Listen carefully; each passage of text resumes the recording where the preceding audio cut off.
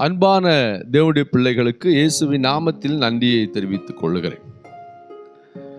வேதாகமத்திலே மனிதனுடைய வாழ்க்கைக்கு அவனுடைய தேவைக்கான அனைத்து காரியங்களையும் ஆண்டவர் செய்து வருகிறார். அவர்களுடைய சூழ்நிலைகளுக்காகவும் தேவன் அற்புதங்களை செய்கிறார். இந்த உலகத்திலே ஒவ்வொரு மனிதனும் ஒவ்வொரு விதமான பிரச்சனையிலே வாழ்ந்து கொண்டிருக்கிறார்கள். மனிதனுடைய வாழ்க்கை ஒவ்வொருவருக்கும் ஒவ்வொரு வித்தியாசமான கோணங்களிலே காணப்படுகிறது. ஒருத்தருக்கு வியாதி என்றால் ஒருத்தருக்கு குடும்பத்திலே பிரச்சனை, ஒருத்தருக்கு வேலையில பிரச்சனை, இல்லைன்னா வேலை இல்லை. இப்படி இந்த உலகத்திலே வாழ்ந்து கொண்டிருக்கிறதான எல்லா மனிதனுக்கும் ஒரு விதமான பிரச்சனைகள் இருந்து கொண்டேதான் இருக்கிறது. இந்த பிரச்சனைகளுக்கெல்லாம் தீர்வு வேத வசனத்தின் அடிப்படையிலே நாம் பெற்றுக்கொள்ள முடியும். நீங்கள் இந்த பிரச்சனைகளுக்கெல்லாம் தீர்வை தேடி நிற்கிறவர்கள் என்றால், இன்று ஆண்டவர் அந்த பிரச்சனையிலிருந்து நீங்கள் எப்படி விடுவிக்கலாம் என்பதை குறித்து உங்களிடத்திலே பேசும்படியாக நீங்கள் இந்த சத்தத்தை செவி கொடுக்கும்படி அன்போடு கேட்டுக்கொள்ளுகிறேன். இந்த வார்த்தை கர்த்தர் உங்களோடு கூட பேசுகிறதான வார்த்தை. இந்த வார்த்தையை கேட்டுக்கொண்டிருக்கிற நீங்கள் ஏதோ ஒரு காரியத்திற்காக கலங்கி தவித்து நிற்பீர்களே ஆனால், அங்கலாய்த்து நிற்பீர்களே ஆனால், வேதனையின் மத்தியிலே நீங்கள் இந்த வார்த்தையை கேட்டுக்கொண்டிருந்தால் கர்த்தர் இன்று உங்களுக்கு ஒரு வழியை ஆயத்தப்படுத்த போகிறார். நீங்கள் என்ன செய்ய வேண்டும் உங்களுடைய வாழ்க்கையின் மாற்றத்திற்கு என்பதை கர்த்தர் உங்களோடு கூட பேச போகிறார். எலிசா என்கிறதான தீர்க்கதரிசியின் நாட்களிலே 2 ராஜாக்களின் புஸ்தகம் 4ஆம் அதிகாரம் 1வது வசனம் சொல்லுகிறது, தீர்க்கதரிசியுடைய புத்திரரில் ஒருவனுக்கு மனைவியாயிருந்த ஒரு ஸ்திரீ எலிசாவை பார்த்து, உமது அடியேனாகிய என் புருஷன் இறந்து போனான், உமது அடியன் கர்த்தருக்கு பயந்து நடந்தவன் என்பதை அறிவீன். கடன் கொடுத்தவன் இப்போது என் 2 குமாரனையும் தனக்கு அடிமையாக்கி கொள்ள வந்தான் என்றாள். இந்த இடத்திலே அந்த சகோதரியுடைய கணவர் மரித்து போய்விட்டார். அவர் இந்த பூமியிலே வாழ்ந்த நாட்களிலே கடனை வாங்கிவிட்டு அதை அடைப்பதற்கு முன்பதாகவே அவர் மரித்தார். எப்படி மரித்தார் என்று அதில் எழுதப்படல. ஆனால் கடன் கொடுத்தவரோ இப்போது கடன் வாங்கின நபருடைய மனைவிடத்தில் வந்து, ஒன்றில்ல நீ கடன் அட, இல்லைனா உன்னுடைய 2 பிள்ளைகளையும் எனக்கு அடிமைகளாக கொடு என்று சொல்லி கேட்கிறான். இப்போது என்ன செய்ய என்று அறியாதபடி அவள் அங்கலாய்த்து அந்த வேதனையை எலிசாவிடத்திலே தெரியப்படுத்துகிறார். எலிசா தீர்க்கதரிசி அதற்கான ஒரு வழியையும் அந்த சகோதரிக்கு சொல்லிக் கொடுக்கிறதை பார்க்க முடிகிறது.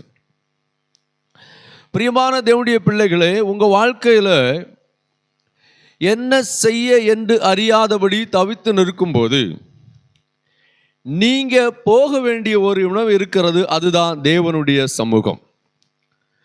நீங்க உங்க முழங்காலில் நின்று தேவ சமூகத்திலே கேட்கிற காரியங்களுக்கு நிச்சயமாக தேவன் பதிலை தருவார். அது எந்த காரியமாக இருந்தாலும் பரவாயில்ல. நான் ஏற்கனவே உங்களிடத்தில் சொன்னது போல ஒவ்வொரு மனிதனுக்கும் ஒவ்வொரு விதமான பிரச்சனைகள் இருக்கிறது. இன்று நாம் வேதத்திலே தியானித்த அந்த சகோதரிக்கு கடன் பிரச்சனை.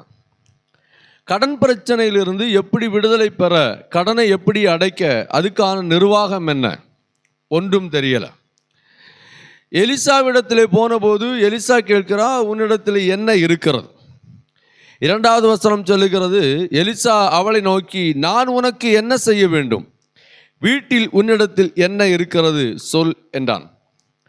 அதற்கு அவள், ஒரு குடம் எண்ணெய் அல்லாமல் உமது அடியாளுடைய வீட்டில் வேறொன்றும் இல்லை. வெறும் எண்ணெய் மாத்திரம்தான் இருக்கிறது, மாவும் கிடையாது, சாப்பாட்டுக்கு கூட வழி இல்லாத ஒரு சூழ்நிலை. அவள் உண்மையை சொல்லுகிறாள், என் வீட்டில் வெறும் எண்ணெய் மாத்திரம்தான் இருக்குது, ரொட்டி சுட்டு சாப்பிட்றதுக்கு மாவு கூட இல்லை.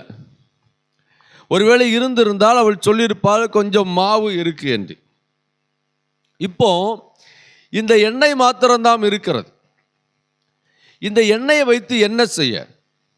அப்பொழுது எலிசா சொல்லுகிறார், 3வது வசனம், அப்பொழுது அவன், நீ போய் உன்னுடைய அயல் வீட்டுக்காரர் எல்லாரிடத்திலும் அநேகம் வெறும் பாத்திரங்களை கேட்டு வாங்கி உள்ளே போய் உன் பிள்ளைகளுடன் உள்ளே நின்று கதவை பூட்டி அந்த பாத்திரங்கள் எல்லாவற்றிலும் வார்த்து நிறைந்ததை ஒரு பக்கத்தில் வை என்றான். இப்படியாக அந்த சகோதரி அந்த வார்த்தையை கேட்டு வீட்டுக்கு போறான். பக்கத்து வீட்டில் இருக்கக்கூடிய நபரிடத்திலிருந்தெல்லாம் குடத்தை வாங்குறாள். தானும் தன்னுடைய 2 பிள்ளைகளும் ரூமில் போயிட்டு கதவை அடைச்சிட்டு அந்த எண்ணெய் எடுத்து அதில் ஊத்துறாங்க. அந்த எண்ணெய் குறையாதபடி அவள் வெளியே இருந்து வாங்கிட்டு வந்த எல்லா குடமும் நிரம்பினது. அந்த எண்ணெயை எடுத்து விற்று அதில் வருகிறதான பணத்தை கொண்டு கடனை அடைத்து மீதி இருக்கிறதை தன் வீட்டு செலவுக்காக அவள் வைத்து கொண்டாள் என்று வேதத்திலே எழுதப்பட்டிருக்கிறது. பிரியமான தேவனுடைய பிள்ளைகளை, இன்று நீங்கள் என்ன செய்வது என்று கேட்டால், உங்களுடைய வாழ்க்கையிலே ஒருவேளை கடன் பிரச்சனையாக இருக்கலாம், அல்லது வேற ஏதாவது பிரச்சனையாக இருக்கலாம்.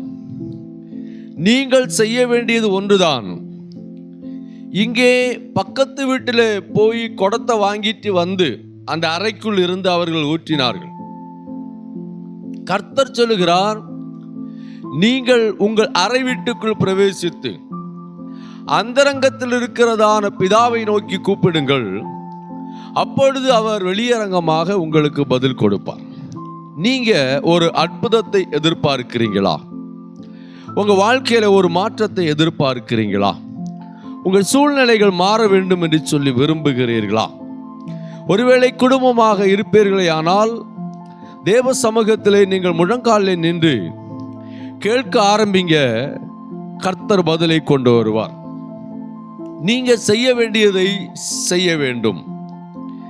பிரியமான தேவனுடைய ஜனமே, இங்கே அந்த சகோதரி எலிசாவிடத்தில் போய் சொல்லும்போது ஒருவேளை எலிசா ஏதாவது உதவி செய்வார் என்கிற எண்ணத்தில் போயிருந்திருக்கலாம்.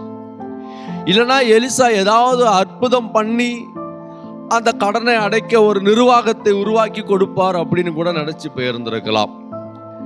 ஆனால் அவர் என்ன சொல்றாருன்னா, உன் வீட்டில் என்ன இருக்கிறது?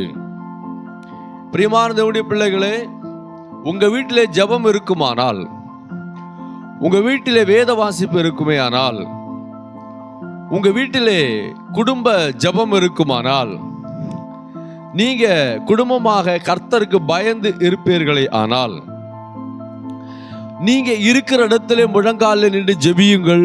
கர்த்தர் அங்கே உங்களுக்கு அற்புதங்களை செய்வார். ஒருவேளை கடன் பிரச்சனையாக இருக்கலாம், இல்லைனா வியாதியா இருக்கலாம், இல்லைனா வேற ஏதாவது பிரச்சனையா இருக்கலாம். எந்த பிரச்சனையாக இருக்கட்டும் பரவாயில்ல. எந்த பிரச்சனையா இருந்தாலும் தேவ சமூகத்திலிருந்து தீர்வு உண்டு. இந்த ஸ்திரீயுடைய வாழ்க்கையிலே நடந்ததான நிகழ்வு உங்க வாழ்க்கையிலே நடக்கும். நீங்க அற்புதங்களை பார்க்க போறீங்க. இந்த வார்த்தைகளை கேட்டுக்கொண்டிருக்கிற உங்களிடத்திலே தான் கர்த்தர் சொல்லுகிறார், நீங்க தேவைகளுக்காக அங்கலாய்க்க வேண்டிய அவசியம் இல்லை, அழுது புலம்ப வேண்டிய அவசியம் இல்லை, யாரையும் தேடி ஓடி போக வேண்டிய அவசியம் இல்லை. நீங்கள் முழங்கால் படியிடுங்க, ஜெபம் பண்ணுங்க. கடவுள் ஒரு வழியை உங்களுக்காக திறப்பார். அது எந்த வழி, எப்படியெல்லாம் அப்படிங்கிறதெல்லாம் எனக்கு தெரியாது. ஒருவேளை உங்களுக்கும் அது தெரியாது. ஆனால் ஆண்டவருக்கு தெரியும். உங்களுக்காக இன்று ஒரு வழியை அவர் திறப்பார். நீங்க ஜெபிக்கும் போது கர்த்தர் உங்களுக்கு அற்புதங்களை செய்வார். ஜெபித்து பாருங்க, அற்புதத்தை நீங்க பெறுவீர்கள். இந்த வார்த்தை உங்களை இன்று விடுவித்திருக்கிறது. நம்பிக்கையோடு கூட நீங்க இன்று இந்த ஜெபத்தை ஆரம்பிங்க. கர்த்தர் உங்களுக்கு அற்புதங்களை செய்வார். God bless you. Thank you.